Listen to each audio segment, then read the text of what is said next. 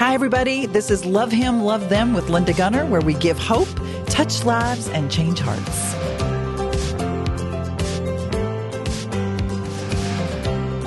Okay, today's show is going to go over, so you better sit tight. Go ahead and get your coffee or whatever it is. Don't be swiping. That's all I'm going to say, because you're not going to want to miss this. You or someone you know has been in this particular situation in some way. I'm doing this show today for one of my best friends and two people that I love very much. And so you probably know who you are if you're already listening. You stay tuned for this. So we've already had Alex on. I want to go ahead and bring you on. So Alex Smith is with us today. You may have heard her first show. If you haven't, you might want to go back. That may or may not give you some sort of reference as to what we're going to be talking about today.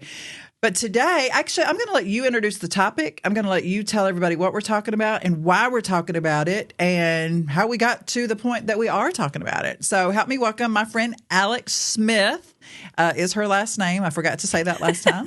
But anyways, Alex, I'm so glad you're here. We could just stay here all day and eat and drink and absolutely. Be merry.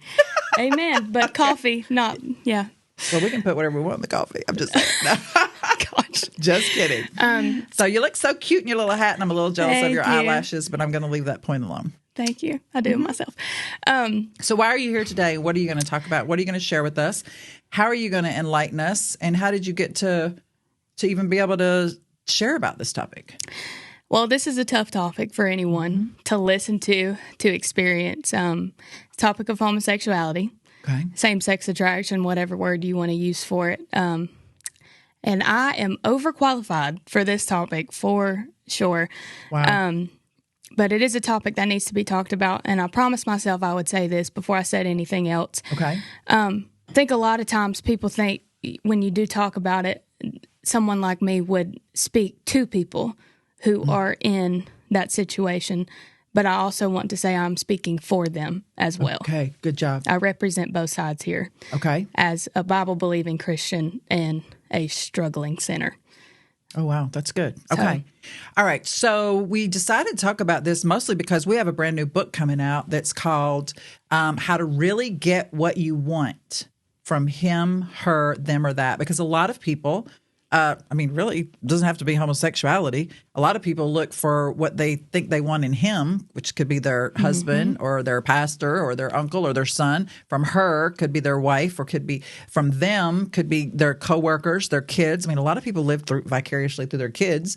And a lot of people, it's that, and that is a big category because that includes pornography, includes food, includes really and truly whatever it is that you're looking to for satisfaction. Michael brought up, I don't know if you were in here earlier, whenever he said, we had a guest that was completely healed from dementia. And he said, a lot of times we say that Jesus is the name above all names. But we put other names, even though it's not somebody's name. Subconsciously, yeah. Yeah, so we say, oh, they have cancer? Oh, okay. Oh, no. That's over. Okay. So but when we're saying that, we're putting that name above his name, saying that his name can heal that. Dementia. Oh yeah, well, they're old. Homosexuality. Oh, well, they're gay. And so, or, he's left. I mean, we categorize all this stuff, and apparently there's another answer. So help us walk through your journey. Where, you don't have to give details, or you can give details. You can do whatever you want. But I want people, like you're saying, you're not talking at people. You're talking for them, to them, with us. And we want to share this story. Parents want to hear what you've got to say. People who are considering same-sex relationships need to hear what you say. There's a lot of people in the relationship. They've already changed their body parts, changed things, and are now thinking otherwise. Just share with us and tell us what it looks like. Sure. Okay. I would say it started when I was pretty young.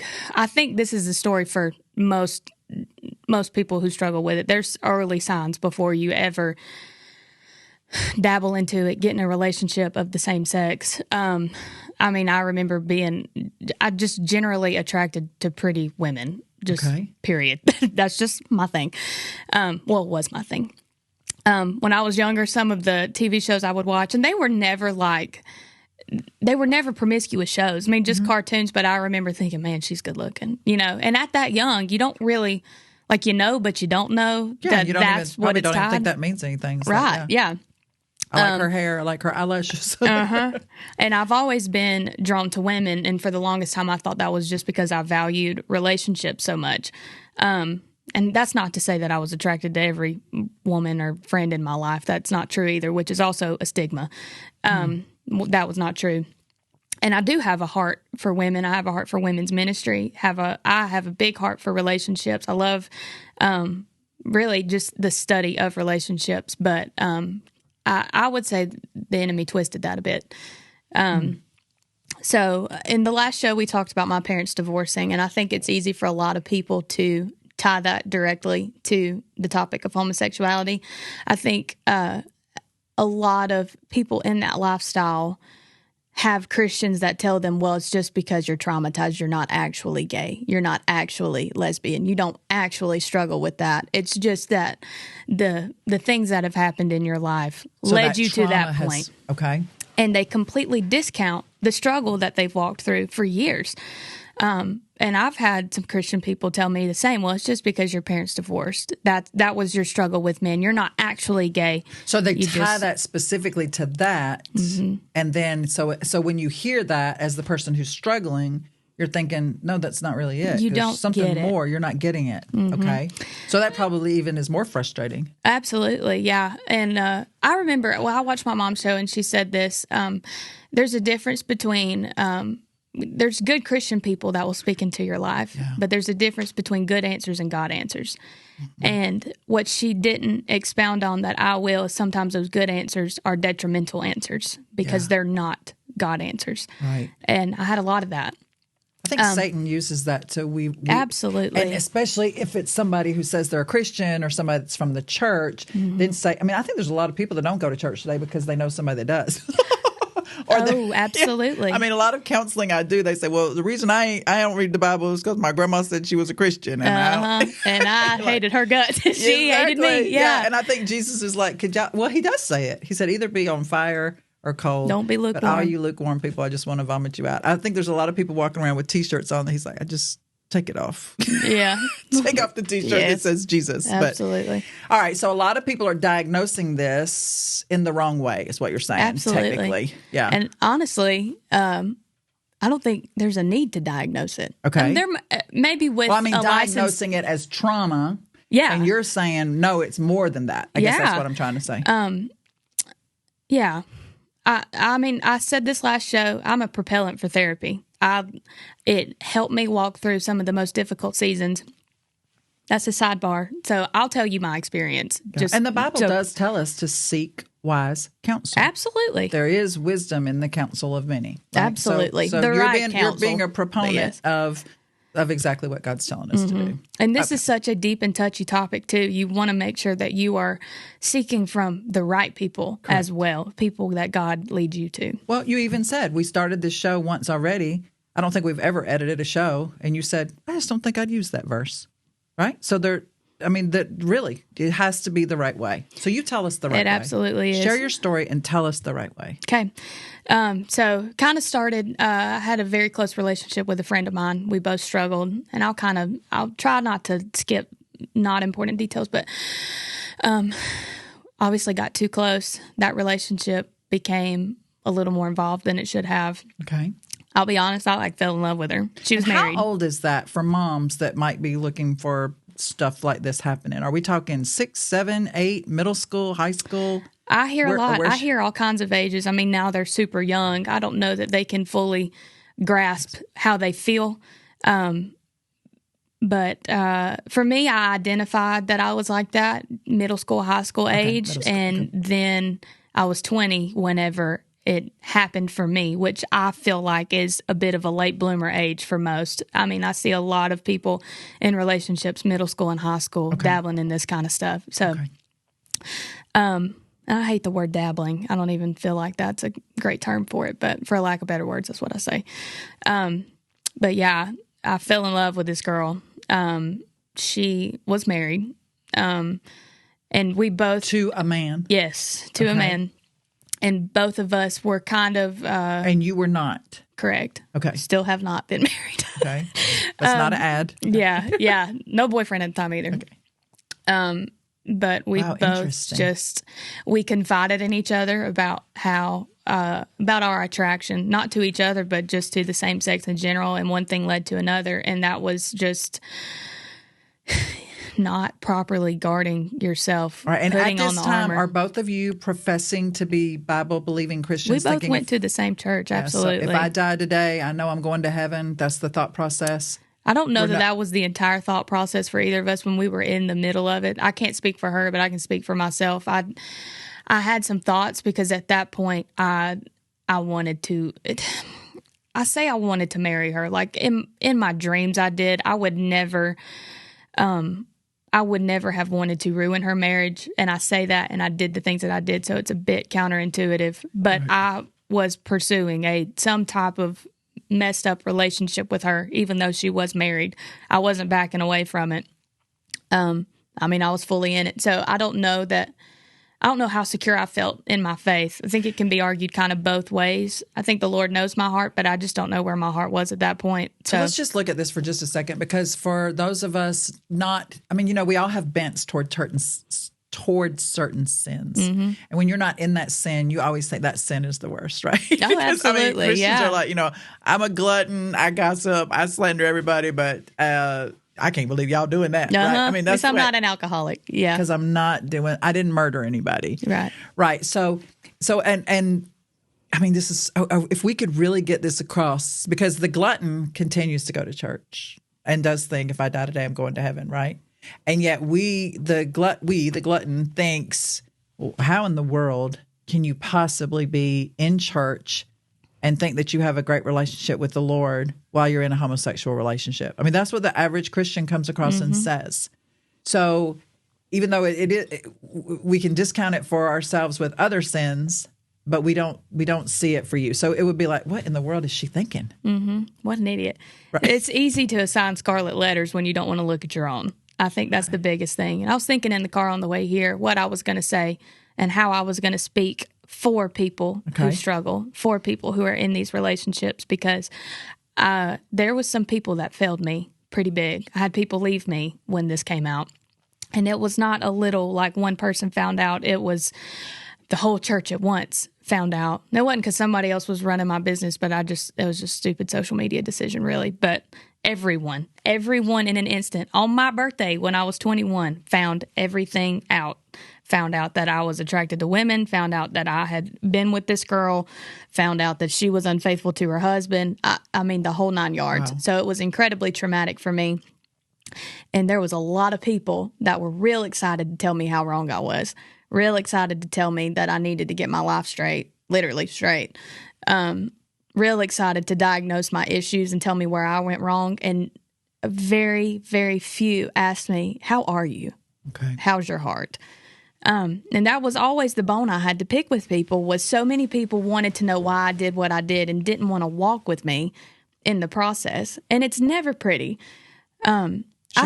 I think people a lot love to pride themselves on the fact that they walk with someone, but do you walk with them when they're sinning? Do you walk with them when they're back and forth and wishy-washy, or do you just get frustrated that they're not doing what they're supposed to be doing and you leave? Wow. Because, see, I had those people. My best friend of 6 years was gone. And granted, there was other stuff in our relationship at that point. I just wasn't the very best to her. So there's other issues, but still left me at a very pivotal time. And I had other people step up. How does somebody love? I mean, it's really the same with everything. I hate to make this sound like it's different, because it's really not. I mean, there's people that walk out on people every day. There's sin is sin.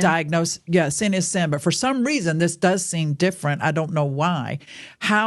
What is your advice? I mean, how do we walk through that? How does the person that's in the middle of it seek out the help just tell us.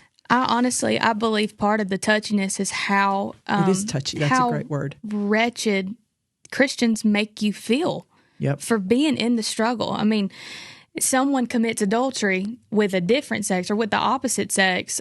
I mean, it's not great, but you're not assigned this egregious scarlet letter where you feel like you walk in the church and you're... I think you're right.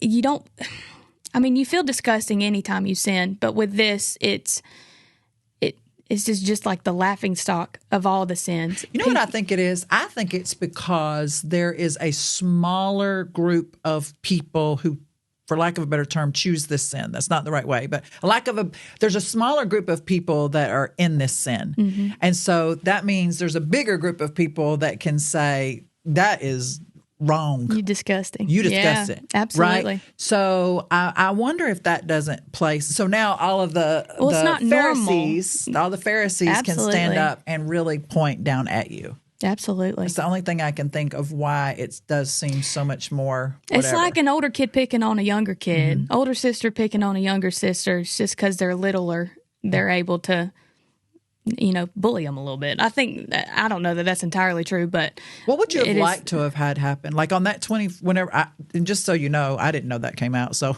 not everybody knew. So I'm the only person, I guess. Now everybody knows. Now everybody knows. Yeah. So on that, so when that day happened, what would have been the right thing for someone to come do or say that really loved Jesus, that was wanting you to love Jesus? I'll say this. Or feeling loved. I had some people who did me right. I had some people who did me wrong. I don't want to paint my entire experience to be awful. Yeah, sure. I went home to my parents after that, and I can feel the hug my dad gave me when I walked in the door, because he might not get the same-sex part, but he gets being the prodigal. He gets being the adulterer. He gets being the one in the wrong. Wow. And I remember the love that I felt when I walked in the door, and my entire family was there and ready to back me up and to help me walk through it. There was Christian people that, like I was saying before, they love to diagnose. Everyone loves to diagnose the issue. They love to tell you why you feel the way that you feel, or why you're wrong, or how you need to stop. And you just never hear or very rarely hear someone say, "How are you doing? Mm-hmm. How can I help you?" Mm-hmm. And not everything. And I know that we're, as brothers and sisters in Christ, we're meant to share the gospel. We're meant to walk people out of sin. But not every conversation has to be about that person's screw up. You don't have to tell them you hate the lifestyle they're living. And I'll be honest, this is a hot take, and I don't think people are going to agree with me. But if I had a child and they were living in that lifestyle, there is no way I would ever turn my back on my child just because they're living that lifestyle. There's no way they would be disowned. Would I like it? Absolutely not. Sin is sin. But would you turn your back on someone who committed adultery with the opposite sex? Do you turn your back on your alcoholic kid? And I think there's a part of me that's like, I just don't understand why Christians think that they are so righteous in banishing a sinner from their life, that is their child that they love, when Jesus communed with sinners.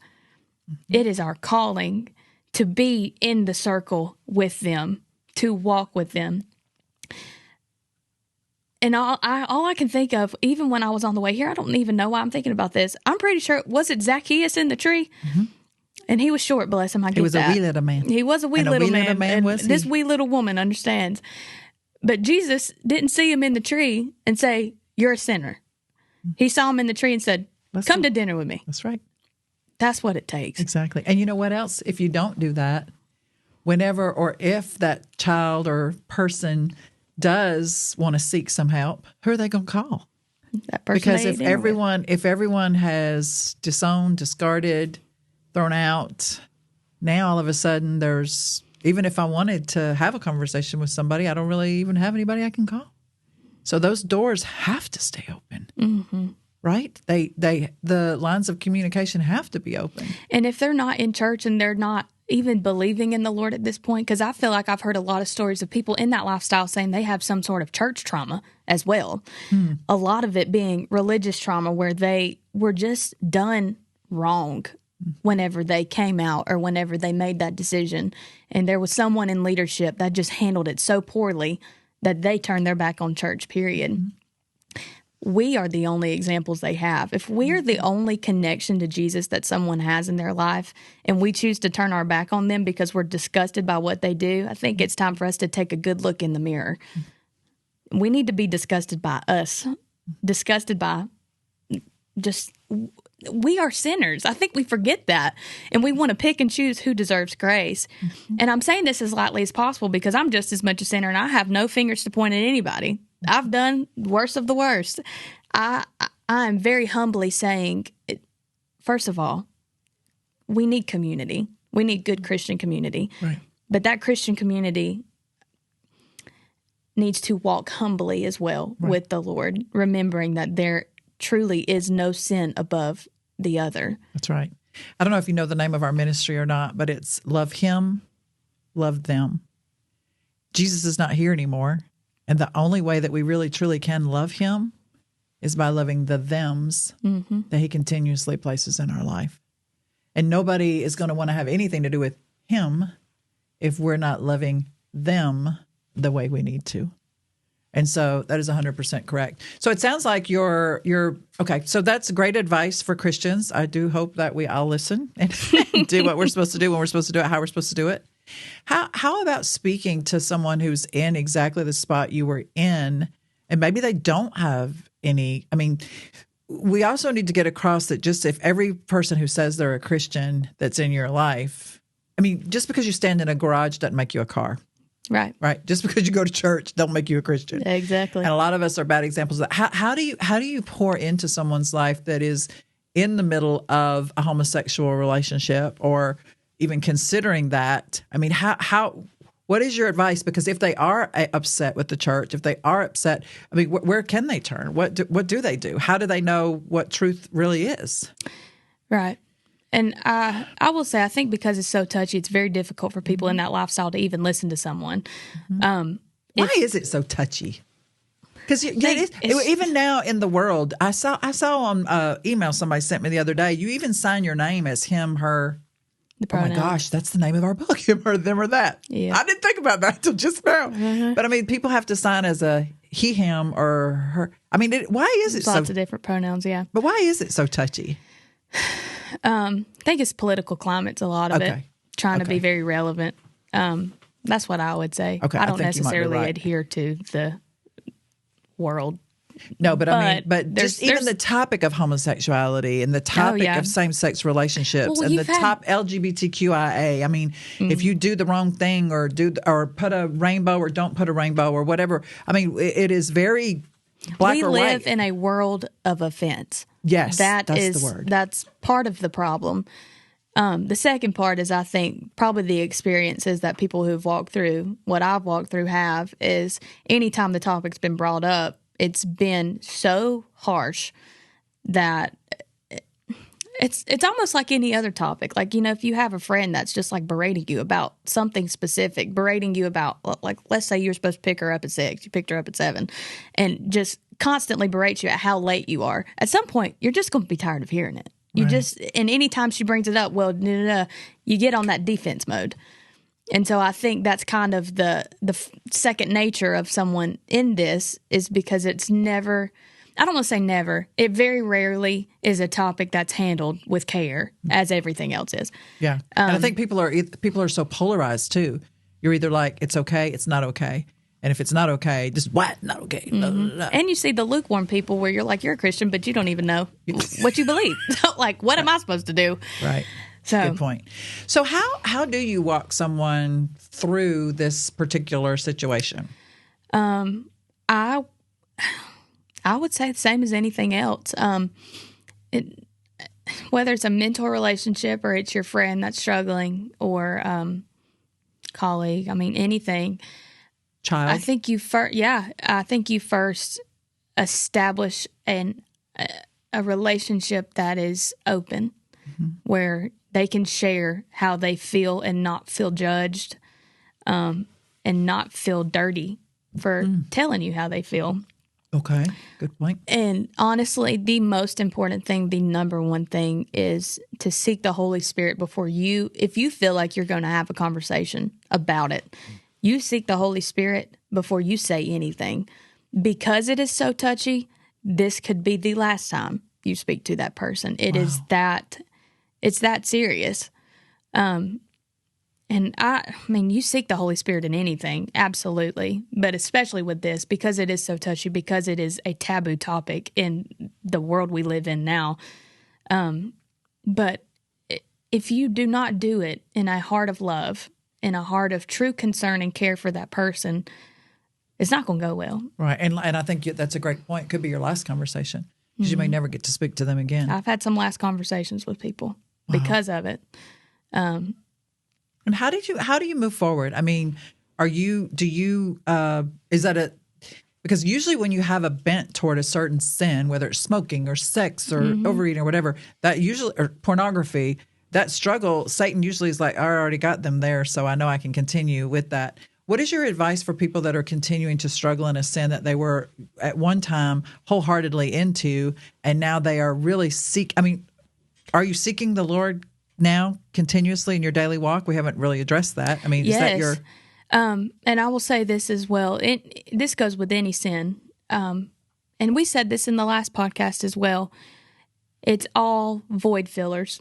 Mm-hmm. And the struggle with homosexuality is real. I'm not ever going to say you're just looking for love and you just choose that sex. I mean, I struggled from a young age with this kind of stuff, but it's still a void filler. It's just what it is. And when you're not seeking the Lord consistently, we are made to crave Him. That's right. And when we choose not Him, we are craving anything else that can come close to Him. And so that's where your addictions come in. That's where your idols come in. That's where this struggle with homosexuality comes in. Not all sin is the same. They're all incredibly, they're unique in their own way. All very different experiences, but it still just goes back to as we're just made to crave. We want fulfillment. We want satisfaction. Absolutely. And it's way easier to think I can get satisfied from this because I can touch it, feel it, see it, right? Or from her because requires she's no faith or trust. 100%.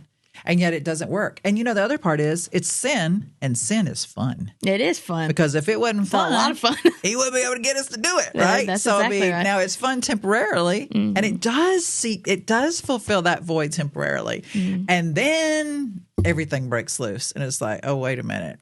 This marriage is broken up. Oh, I weigh 50 more pounds. Oh, my wife just caught me on pornography. Oh, it's not so much fun anymore. Then the consequences hit. Yeah. And then the consequences hit. And yet, like you say, Lisa Turkhurst has a book out called that, Made to Crave. We are made to crave. So we have embarked on a really touchy topic, taboo, she even said today. I don't know where you're at. The real truth of the matter is, if you are in a homosexual relationship, if you're considering a same-sex marriage, if you're in a same-sex marriage, we do know that there are certain sins in the Bible. And Alex is 100% completely correct. We're all searching for that Most High. He really is the Most High. And unless we really grasp that He is the high that we're searching for, it is a struggle. So we just want you to know that we love you today. If you are in a particular situation that you're like, I have some questions, you call me. Go to our website at lovehimlovethem.org, and we can even connect you with Alex, and we'll walk through this with you.